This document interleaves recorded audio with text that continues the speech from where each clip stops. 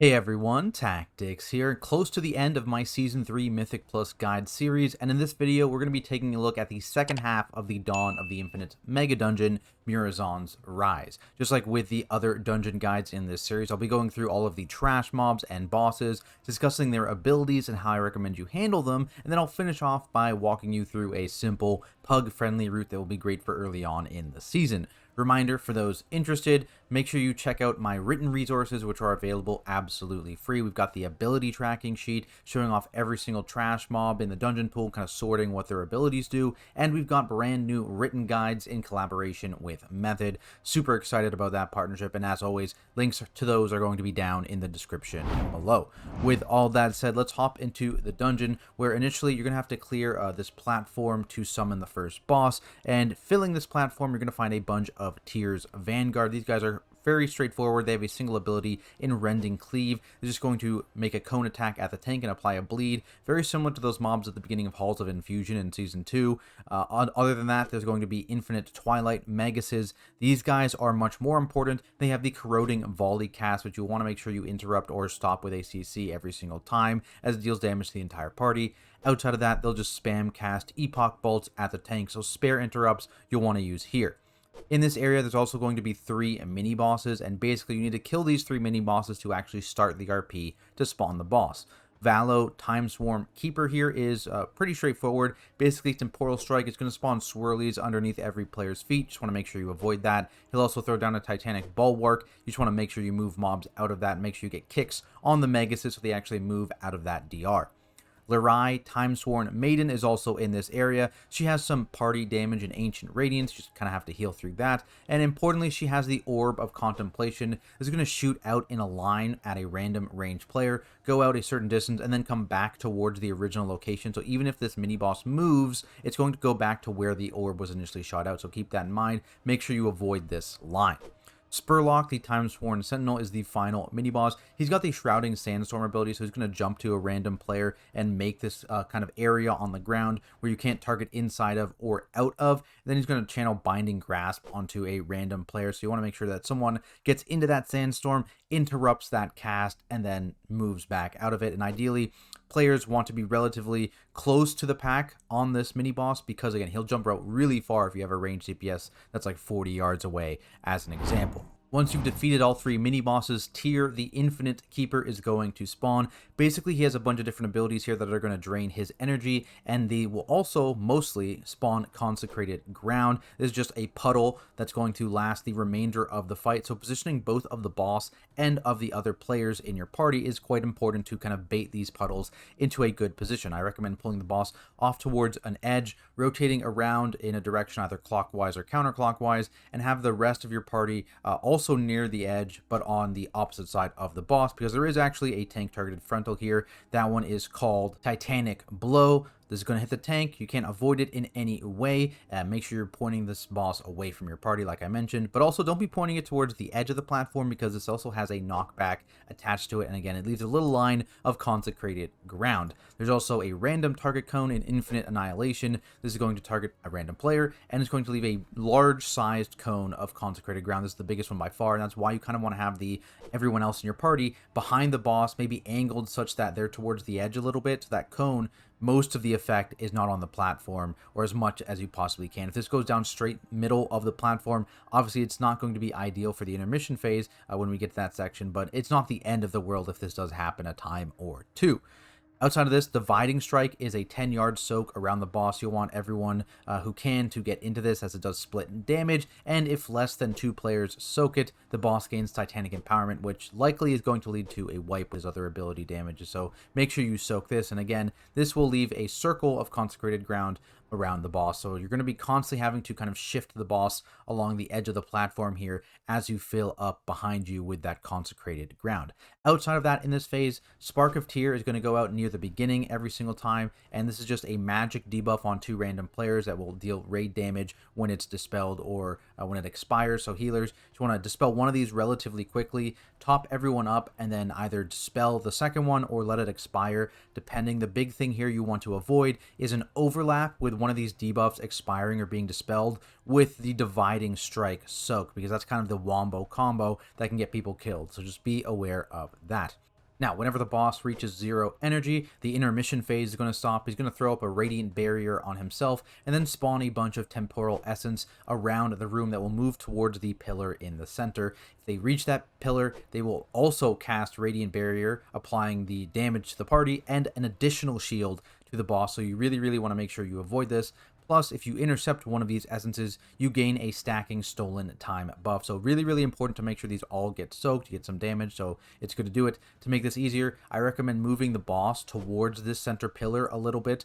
Once you know you're going to get either only one more ability left or he's running low on energy, that kind of thing. Moving towards the center so that players can have uptime while soaking these orbs, and it's just going to let you get a little bit more damage out of the boss. Once all the orbs have been collected, you can move the boss back out to the edge of the platform. Again, just kind of reset your positioning for the phase and just repeat from there. Moving on, you're going to face a bunch of dragon mobs. Infinite Watchkeeper is the first one you're going to face. They've got the Timeless Curse ability, just some swirlies you need to avoid. Otherwise, you're going to get a 5-second curse stun, so you can dispel it if you have a curse dispel available, but ideally just avoid these. They also have Infinite Fury, just some pulsing damage for 5 seconds, quite dangerous here, especially when combined with the Timeline Marauder this first one is joined with, and their Infinite Schism cast is also just pulsing damage and a bunch of swirls you have to dodge, so it causes some movement as well. So really, when that Infinite Schism overlaps with Infinite Fury, you're in for a bad time, so make sure this is when you're using defensives. Other than that, this Marauder only has Displace Chrono Sequence. This is an interruptible ability, and you want to make sure you interrupt every single cast because it's an additional hit plus damage absorb on the mob, so make sure you kick that. Once you make your way through the gauntlet, you're going to find a couple more infinite mobs. The Infinite Diversionist is the exact same as the Infinite Watchkeeper, so I don't know why they have a different name, but they do. Has that Timeless Curse, has that Infinite Fury. The Infinite Saboteur is a little different. He still has that Timeless Curse ability, but he also has now a tank targeted frontal and bronze exhalation, so just make sure that tanks are pointing this mob away from the rest of the group. From there, you'll make your way down into the time ways, and you'll notice here a lot of mobs are actually at 50% HP and debuffed with the time displacement ability. Basically, this just reduces their HP to 50%, but it causes them to both explode on death. So there's going to be an arcane hit here for 50 yards, so be careful not to kill too many of these at the same time. But they'll also explode on death and clear some of the nearby puddles on the ground. So you want to kind of tank these mobs, pull them in, and make a path through the sand in this area. In terms of what these mobs usually are, they're either temporal deviations or temporal fusions, and these guys were mobs from the first half of the dungeon actually. So the deviations have a tank buster and double strike, not too dangerous, also pretty quick, so can't really stop it too well. Temporal fusions have triple strike. This is a little bit more dangerous, also a little bit of a slower cast time, so you can stop this possibly, but also neither of these are super high priority, but there's just not much else to do in this area in terms of stops. Also patrolling around this area from the first half of the dungeon are time stream anomalies. These guys have the bloom ability. It's going to put a magic dot on the tank and one other player based on how much the initial hit did. So tank's defensive this, and make sure healers you magic dispel the second player that gets the dot, not the tank. Also, these guys have untwist, tank targeted frontal, just make sure they're pointed away from the group. The main mob in this area you'll need to deal with is the Infinite Rift Mages. You have to kill all 4 of these to actually open up the rifts to the next area. These guys have the Temporal Blast ability. This is just an arcane hit against the tank, so spare kicks will go into this. The more important kick is Infinite Burn. This is a random target hit and magic dot as well, and slow, so you want to make sure you interrupt these, and if one does go off, make sure that you do get a magic dispel on it. These mobs are also immune to CC, so no stopping any of these abilities in that way. If you start to make your way towards Chromie's area, or Morchie's area rather, you're going to find the Infinite Timebender mobs. Now, there's one before Morchie and there's one after Morchie here, and each one will spawn a few different mobs to aid them. The first is going to spawn some Murlocs. They've got the Time Lost Tidehunters. They have just a couple hits to random players. So the first is actually to a tank, Soggy Bonk, just a frost hit and slow on the tank. The second is a random melee player, think like Brackenhide Bites. This is called Slobbering Bite, and this is just a fizz hit and a short bleed. The Time Lost Wave Shaper is the more important mob here. They've got Fishbolt Volley, which can be interrupted or stopped with the CC, and it should be every time. It's just an AoE hit. They also have Bubbly Barrage, which is just going to spawn some things that you need to avoid. You can also stop this cast entirely if you want. If we're talking about the Infinite Time Bender after Morchie, they spawn a bunch of robotic mobs. So the first is the Time Lost Rocketeer. They've got Staticky Punch, another Tank Buster here that can be stopped. This one is kind of nasty, so ideally you do stop it if you're able to. They also have Rocket Bolt Volley, basically the same as Fish Bolt Volley, so interrupt or stop this with a CC. Also in this part of the dungeon are the Time Lost Arrow bots. They've got a frontal and electro-juiced Giga Blast. This is stoppable with a CC and quite dangerous, so tanks, make sure you're facing this away from the group, and if you have a stop available, use it here or just sidestep this effect. They also will bombing run towards a random player, just basically a line charging towards them relatively slowly actually and spawning some swirlies underneath them, so just move away when this happens, or again use a CC to stop the cast. In terms of the Time Benders themselves, because we haven't actually talked about them, they have a couple pretty important abilities. The first is Millennium Aid. This is going to shield a random mob in the pack, including themselves potentially, and basically the shield is not the scary part. The scary part is that for 5 seconds after that cast goes out, they're going to be dealing very heavy ticking damage within a 12-yard radius, so make sure you back away from these mobs when that happens. Other than that, they have the Dizzying Sands cast. You just want to make sure you interrupt this to prevent that disorient from going off. This brings you to the Morchie boss fight, which I'm guessing is probably going to do a decent amount of damage to pug groups here. Tanks, you want to make sure you're always facing this boss away from your group, ideally off the edge is what I prefer, because the Sand Blast attack shoots out in a line, will hit anyone behind you. This also hits quite hard, so tanks, make sure you are using a defensive on this. More Problems has been adjusted, so when this goes off, you're going to see Morchie, disappear. You're going to have to find the Morchie without a hat. They've made all the hats a little bit bigger here, so find the Morchie without a hat, go run either beside her or behind her to avoid the Dragon's Breath cone, and ping system. Don't forget the ping system here can be super, super helpful, especially in pug groups. Other than that, Familiar Faces is going to spawn some ads, one per player, that fixates onto them, and they have this AoE around them in Anachronistic Decay. Hopefully I pronounced that right.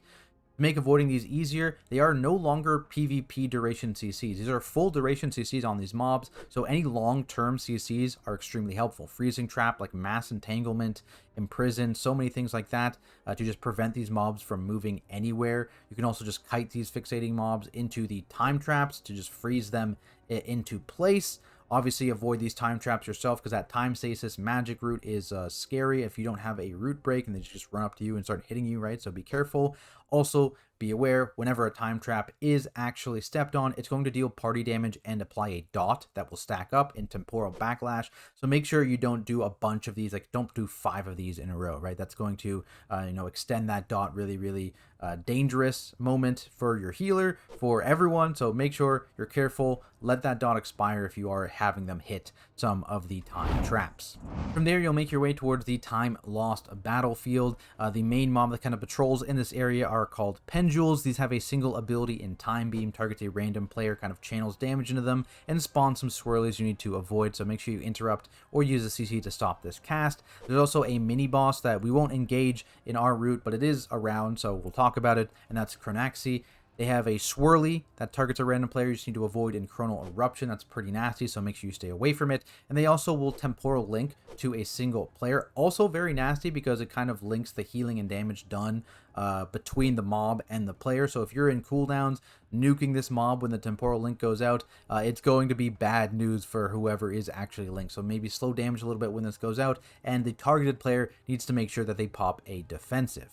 Outside of that, when you actually get into the battlefield area, the trash here is going to be themed to be the opposite faction of your party leader, but note that the mobs are going to function the same regardless. So initially, there's going to be a destroyer, whether it's Horde or Alliance. It's going to be immune to CC here, and it's going to spawn some bombers, whether they're Dwarven or Goblin. Same thing. They're both just going to try and fixate on a target and use Kaboom on them, so kill them ASAP. Also, just avoid the swirlies and the fire puddles created by the volatile mortar ability, and that's kind of this mob. Next up, you're going to get a spawn of 3 mobs. It's going to be 2 of this first mob, either a Horde Raider or Alliance Knight. Again, immune to CC here, and they're just going to cast Rallying Shout, which you can interrupt, so interrupt as many of these as you can. And they're also going to target the tank with a swirly attack and Sundering Slam, so make sure you avoid that. Both those mobs do the same thing.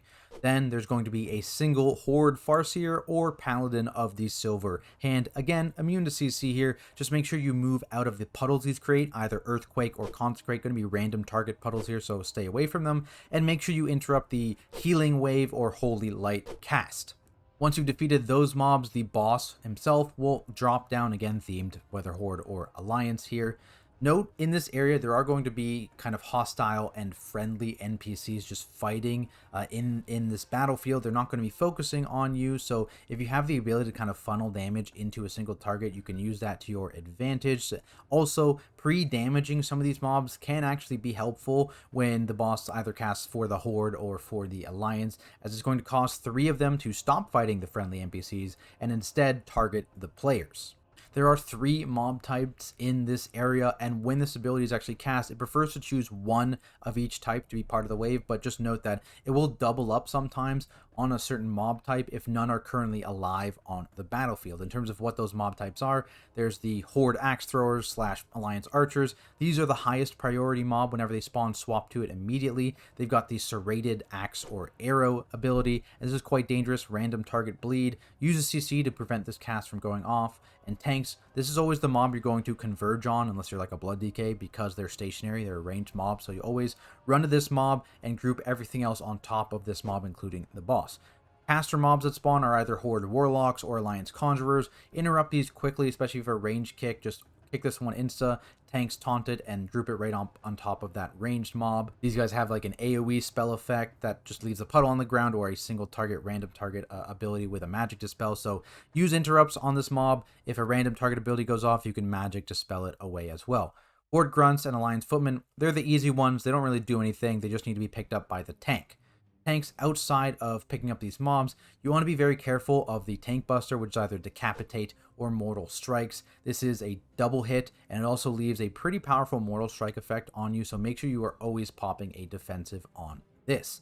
There's also going to be a Cone Attack and Shockwave. This is going to come in waves, basically, several in a row, and it's going to target random players with this big cone. So when this happens, try and be relatively close to the boss so it's easier to dodge these massive cones. And then get ready, especially if you're a ranged player, to move away from the boss, as he's going to then Blade Storm and fixate on a random player. So you want to make sure you're outrunning this, and ideally not running over the rest of your party. In terms of actual party damage that isn't avoidable in this boss fight, there's a couple instances. The first is going to be Thirst for Battle or Battle Sense. This is the boss gaining stacks of this buff based on killing those friendly NPCs on the battlefield, either with the Shockwave or Blade Storm abilities we just mentioned, and on auto attacks that are successful, it deals a small tick of damage to the entire party. Outside of that, the boss will also sometimes use War Cry or Battle Cry ability, and this is just some nature damage to the entire party. So be aware of the timer on this. If someone's low, use a defensive if needed. From there, you can make your way towards the final boss. There's only one mob here. It is slightly different. It's another Dragon Infinite Slayer.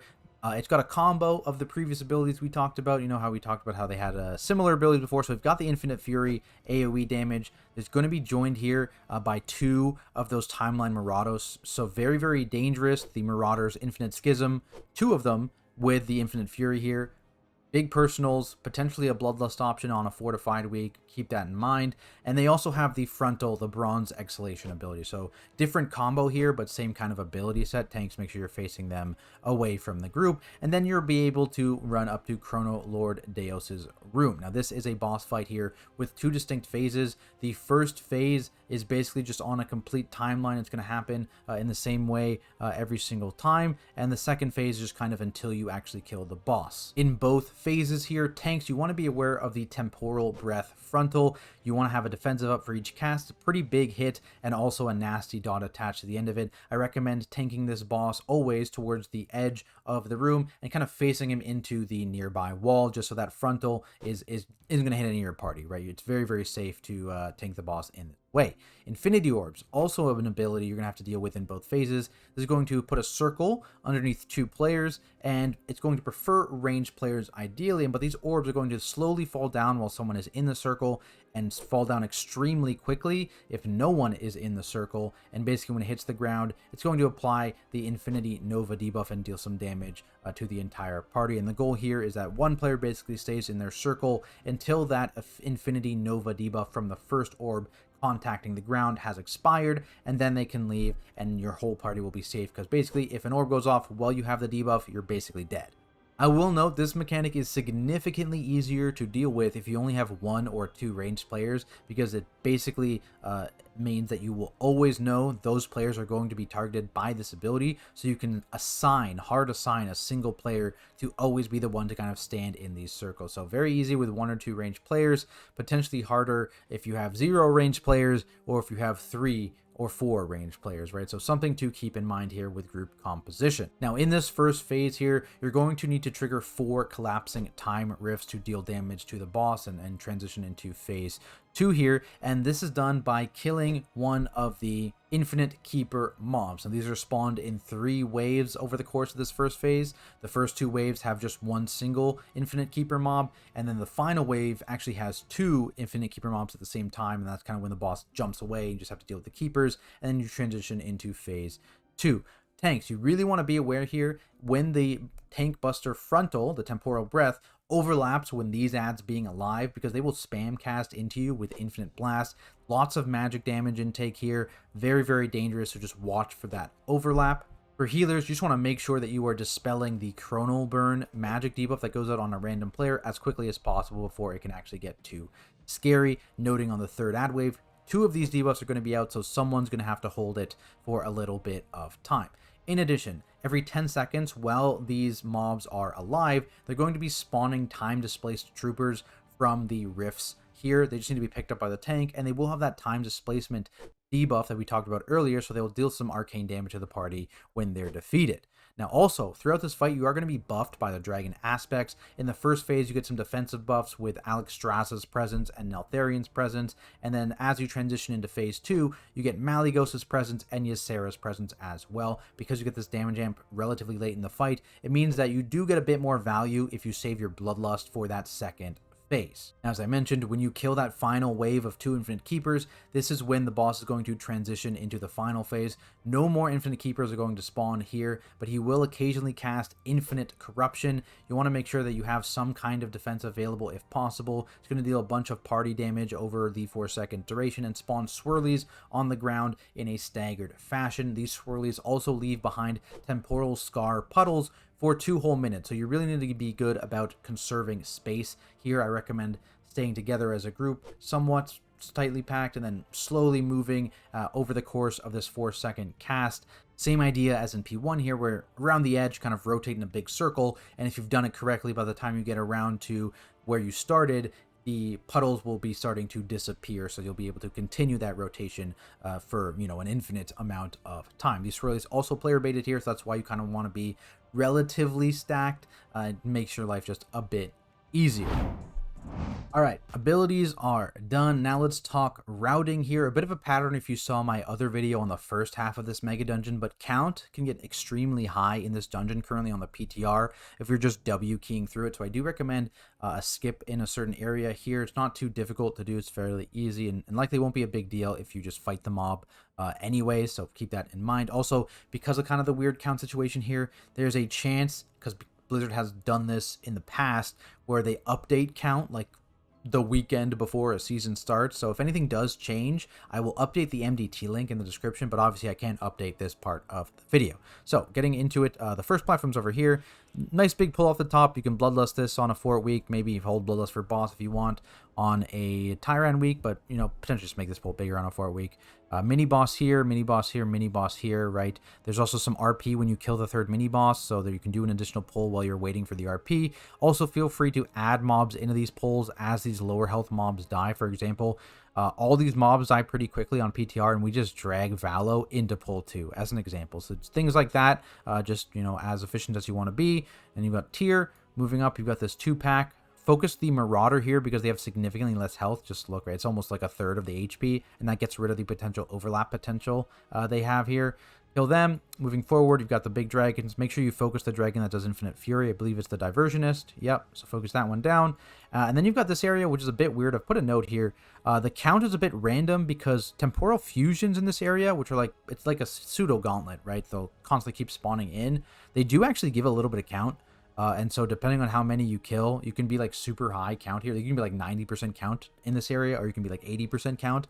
So something to keep in mind. There's a bit of variance in the count here, but basically just pulling around in a circle, clearing the path mostly to Morchie's room, because we want to go to Morchie first here, and then just watch the time stream anomalies, because 2 of them do pad around here. And you're just trying to kill 4 of these Rift Mages and then make your way through this portal here towards Morchie's platform. This is where I kind of have that weird skip. So these mobs, like I said, the Time Benders, this Millennia Maid ability is extremely dangerous. It's likely going to kill you if you have melee DPS. And so I recommend, if you have something available to skip these, so Mind Soothe because they're dragon mobs, Shroud or Invis Pots, or even jumping over the edge and gliding or stealthing through. Only this mob is currently here, so these extra Murlocs are not there. Same here. These robots are not here until you engage the mob itself.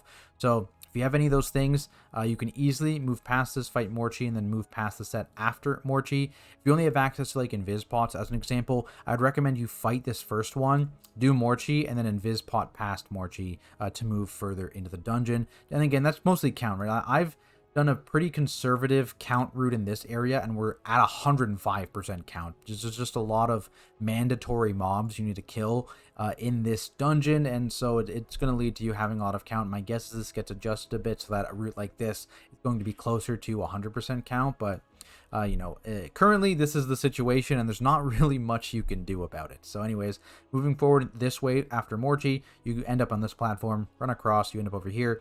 These mobs do a big like line patrol back and forth. They're not actually just sitting on this platform. So you can just run right through this area to the, again, mandatory mini bosses here that give some count. There's the other set, gives some count. This is the Alliance theme because I think, I don't know why. I guess the Alliance theme is just an MDT, but this can be Horde themed if you're an Alliance player too. Same abilities like I mentioned. Then you have the boss, and then just make your way back through this little line of dudes here, through to this platform, and then instead you go over here, and then you have one trash pack before the final boss again. Mandatory trash pack. You have to kill this pack, it's just in the way. Super scary pack on 4-week, by the way. So now it's got one of the AoE dragons and 2 of these like smaller AoE dudes. So focus these guys down first. Make sure you have kicks on each of them. And then once you're only at the Infinite Slayer mob, it becomes a bit easier, at least for your healer, to handle. But there we have it, guys. That is my full guide for MUROZON'S Fall in Season 3 of Dragonflight. Hopefully this video helps you out, and if it did, be sure to leave a like and subscribe to the channel for more content like it.